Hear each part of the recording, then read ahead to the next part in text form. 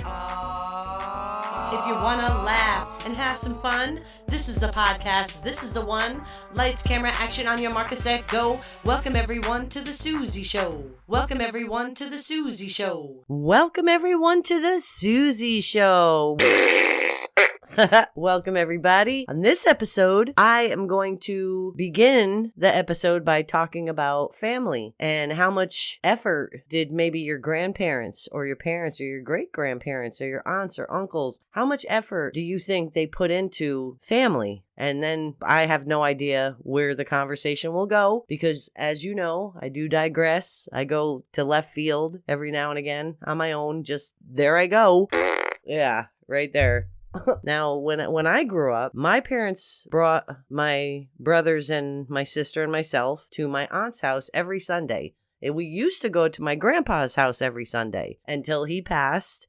And then we would go to my aunt's house every Sunday. And there was 4 of us. I don't know if you have any kids, if you plan on having kids, if you don't have kids, but you've babysat for a few hours too long, but kids, man, they're a handful. Even though I will say I grew up old school where my mom could just give us the look. If you know what I'm talking about, you know what I'm talking about. The look. It's that cockeyed, not even cockeyed. It's just, man, I can't even say cockeyed because it's not cockeyed, man. There's nothing cockeyed about it. It's just the look that a mom gives that, you know, whatever you're doing, you better cut that out like right now. 2 seconds ago, you better stop. And you stop because you know better. Period. Anywho, I digressed a little bit already. I already sidetracked. Kind of sidetracked, whatever. But I grew up, my parents brought all 4 of us to our grandparents' house and then to my aunt's house until she passed away. Like, there wasn't a Sunday that we missed. We went every Sunday. I'm the youngest of the 4 of us, and it came a point where my brothers stopped going and my sister stopped going. You know, they got a little older and they probably wanted to hang out with their friends or whatever. And they didn't need to be babysat and have parents with them. So they hit that age where they didn't, quote unquote, have to go. You know, and now that we're older, we all know that we got to go and be with family. And what an incredible blessing that was to be around our cousins all the time. Our cousins were like siblings. I mean, they were like extended brothers and sisters, really. That's how it was when I was growing up. Why? Is it because my parents had it so much easier than parents these days have it? No. Is it because it was just so much easier to raise 4 children back then than it is now? No. Simple as it wasn't simple. 4 kids that they brought out to another town, you know, a good 25 half-hour drive with 4 kids. This is also, you know, I grew up in a house that you had to make your own bed every day. You weren't leaving the house unless your bed was made. Like, period. And I get it. As a grown-up, I look back, I'm like, yeah, she was smart. She had 4 kids. You think you want to make 5 beds every day? Because most people don't even want to make their own 1 bed every day as a grown-up. Never mind as a kid. But yeah, when I grew up, I had to make my bed every day. And as an adult, I do it now. I make my bed every day before I leave the house. I sure do. Yeah, which I think is a good habit, honestly. But that's another episode. I digress. My parents worked. They had full-time jobs. They had to work and raise 4 kids and figure everything out and pay bills and do everything that parents have to do now. My point is, there were still bills to pay. You still had to get 4 kids ready to leave the house. You still had to do all this stuff and put an effort. Make sure there was gas in the car. Make sure you were ready to go. And it wasn't visiting to where you kind of feel like company because you're not really over there a lot and you don't see them much. I mean, you love the person and their family, but you still kind of feel like company. No. I'm talking about you feel like you're at a second home because you're there every week. You spend hours there. We would play in the yard. We would walk down the street to the candy shop. You know, we would hang out inside sometimes, depending on the weather. I mean, it was just like a second home. And the cousins were like siblings. Now, I see people online that are making complaints about, oh, how come cousins? It's a shame that cousins aren't as close as they were when I was growing up. Cousins were family back in the day, but they're not anymore. And this is coming from people who have young children. It's not like that anymore. That's up to you. That's up to you. It's not up to anyone else but you. If you have family that you are able to get in a vehicle and go visit, you go visit them. My aunt never came to our house, literally never came to our house. We always went there. Did my parents hold it against her? We're the ones with 4 kids. Why can't she come here? I never heard that come out of either one of their mouths. Because you know what? They didn't care. The important thing was spending time with family. There was never a complaint on her back or bad whispers about her. She was a wonderful woman. She loved us, and we loved her. She was my favorite aunt. My parents put effort into keeping family together, keeping cousins close, spending time with family. Regardless of she doesn't call us, she doesn't come here. Doesn't matter. Doesn't matter. Are we able to go see her? Do we feel welcome when we go there and loved? Absolutely and absolutely. So let's go. And that's all it was. There was never anything mentioned about that, how she never comes here or any of that. We just were going to my aunt's house on Sunday, and it was every Sunday, religiously for years. But for me to see online people with young children complaining about how cousins used to be close and how it's a shame it's not like that anymore, that's your decision. You decide, I don't want to go in the car and use up my gas, or I don't feel like dealing with getting the kids ready. It's a lot of work. Well, guess what? If you take a knee, and don't get mad at me for saying this, but if you take a knee, really calmly think about it with a level head and not a defensive head. But if you think about it, maybe you have happened to post something about how it's a shame how back in the day cousins were like family and now they barely know each other. And if you have young kids and you posted something like that, think about this. Unless you don't have any family around you, then, you can't really go visit them all the time. But you can FaceTime. You can do that, hopefully. You're able to do that. And you could spend time with each other doing that for an hour every week or something. FaceTiming, if that's what you have to do. If you have family that you don't want anything to do with, then you shouldn't complain about your kids having nothing to do with people that you want nothing to do with. There's no complaint there. So you shouldn't even put energy into it or post anything like that. Don't waste your energy on that. But if you have family that you love, that you enjoy, and you spend time with on holidays, and they're close enough to you that you could bring your kid to go visit and spend some time, don't use the excuse, oh, I have a kid. It's harder for me to do this. I can't do... Really? It's hard for you to put clothes on your kid. Your kid's clothed every day. I really don't think your family's going to judge what your kid's wearing. And if they do, then open your mouth and tell them, be glad I'm here. I'm not dealing with it. I don't care. He has 2 different socks on, a purple shirt and orange short. I don't care. We're here. And you know what? You come to my house like that, I'm going to laugh at the kid and say, you got yourself dressed, you look good. And I'm going to high five him. Because the most important thing is time. Time with family. And if you have the capability of getting in the car and going to visit somebody, don't worry about if they never come visit you. Don't stay in that mindset. Because your mindset is the very thing that's stopping your kids from having cousins that are like siblings and aunts and uncles that are like second parents. Don't deprive your children of their family because I'm going to be blunt, because you're too lazy and you use your kid as an excuse to not be able to go anywhere or do anything, because that's ridiculous. My parents had 4 children. And I never heard, we have kids, we can't do that. I've never heard my parents once use us as an excuse for not doing something or getting off their ass and making something happen. Never.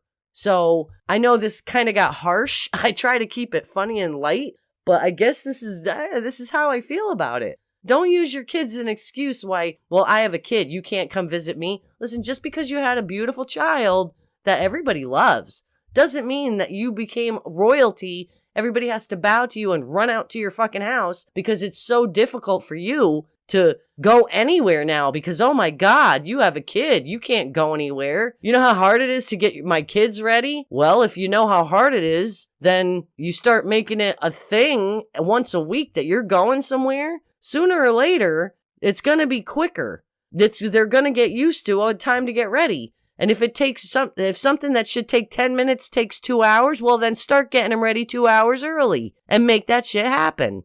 That's up to you. That's your choice.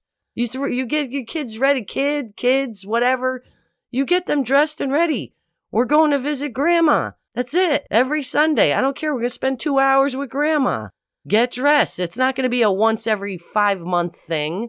We're going to go see her at least once a month. We're going to go visit her. She's going to know this family and she's going to know her grandbabies because I want her to. I'm going to put effort into my family being a family. I'm not going to use complacency and having children. Let me say this right. I'm not going to use having children as an excuse for complacency to not put, which you actually should be putting more effort now into not only your children, but your whole family. Just because you had children doesn't mean that's your only family now. It shouldn't mean that. And if it does, I'm real sorry for you. That's sad. It should mean that your family just got bigger and filled with more love. It just means your family got larger. You still bring your kids around, because guess what? Whether people have kids or not, whether they're young or old, everybody's got something going on. It's more work on top of more work of having kids, because you do have to put, if you want, then you do have to put the effort in to getting those kids ready. Do it from a young age. Getting them ready on Sundays or Saturdays, whatever day you pick to go visit grandma or grandpa or auntie this or uncle that. And auntie this and uncle that could be friends. It doesn't have to be blood. It could be people that are like family that you go visit on Sunday. But you get those kids ready, and maybe their kids become like cousins to your kids, and they're like family to your kids. So they know what it is to have extended family from a young age. That's to me, that's real important. So don't just sit around complaining about something that you have all the power to change. Because I guarantee you there's been times that my parents probably were on E on their gas tank. And somehow, whether it's let's put this $2.45 in gas so we could get back home, they weren't, well, I need this tomorrow for work. They made it happen. If you want something bad enough, I don't care who you are, if you want something bad enough, you will make it happen. Period. End of story. No excuses. Period. You will make it happen. And you will have the patience and the tenacity to make it happen. That's important. Family's important to all of us. Our brothers, our sisters, cousins, aunts, uncles, parents, grandparents, great-grandparents. We love our families. And hopefully we love our cousins. And sometimes some cousins can become kind of distant, feeling like you don't really speak to them a lot. You never really saw them a lot growing up. So you don't feel they are family, but you don't feel as much like their family. They feel like they are family. You do feel that in your heart, but they kind of feel extended because you don't really know them. You didn't grow up seeing them, but the ones you grow up seeing, those are the ones that feel like that's my cousin. That's my primo. You know what I mean? Like, I grew up with him since I'm 4. I remember doing this and getting candy and doing that. That's like another sibling. It really is. And if you have the power to do so, and you have either blood family or friends that are like family, that are close enough around you that you could bring your kids around, bring them around. It gives them an extended family. It teaches them structure, because now you're giving them some kind of structure that we do this on this day. Even though some kids have over-structured where they're doing 10 different schedules and it's bananas, but some kids don't have any structure whatsoever. So giving them one visit to go somebody's house, once a week, it gives them a different type of structure. You're going to go there and relax and have a nice time, but we're going here on this day. Everything else that they might have to do might be school or physical activity, which they might enjoy, but going to visit this person is just, you're going to chill out and have a good time. That's it. Not only does it give them that, it gives them social skills. It teaches them. It's going to be a pain probably more for the parent, obviously, when the kid's in somebody else's house grabbing their stuff and doing shit that they're not supposed to be doing. It's like, no, put that down. Don't touch that. Yeah, you should socialize your kid in other people's homes, so they do know. And yeah, it's going to be a pain. You're going to have to stay on top of your kid. If you bring your kid that's not really socialized to somebody else's home and they just start grabbing stuff and throwing crap and you just sit on your ass, I'll tell you what, I don't want to put my hands on the kid. I want to whack the adults in the friggin' head. Like, watch your kid. Teach them. And the parents that do put effort and teach them, no, put that down. That's not for you. Or they let them touch things and show them together. There's a way to socialize kids into where you could take them into a restaurant and they know how to behave because they're socialized. They've been being taken out to somebody else's home and to other places. All the while they're learning how to behave out in social environments, which is awesome because now by the time they're 9, 10, you could bring them you're going to bring them anyway, but it's going to be less of a nightmare later. If you socialize your kids younger, yeah, you're going to have to do a lot more work teaching them, put that down, don't touch that, or showing them this, that, the other. Now you've shown them this stuff. They're not curious about it anymore. They'll leave it alone. But if you just keep telling them, no, don't touch that, and you don't show them anything and explain stuff, they're still going to be curious, especially now. You didn't explain what it is. And you won't let him touch it. Now I really want to know what that is. I'm going to try touching it when you're not looking. So you're kind of better off, in my opinion, showing them stuff and explaining what stuff is. Letting them handle it and touch it and show them, oh, you got to be gentle. And kids are curious. They're like little sponges. Teach them what all that stuff is. And then when next time they go in, they're going to remember it. Kids are smart. They're going to remember that stuff and be like, oh, yeah, I remember this stuff. Remember touching all that. That was cool. They don't have to touch it and do all crazy. They already did it. They know what it is. They're over it. Kids are smart. Kids are very smart. And then they learn how to deal with somebody who's not maybe a sibling. A cousin it's family, but it feels like a sibling, but they are just your cousin. So you do have to start learning how to act outside of school when you're not stuck at a desk, because that's the only other place they're socialized is in school where they're stuck at a desk. And there's a lot more rules in school.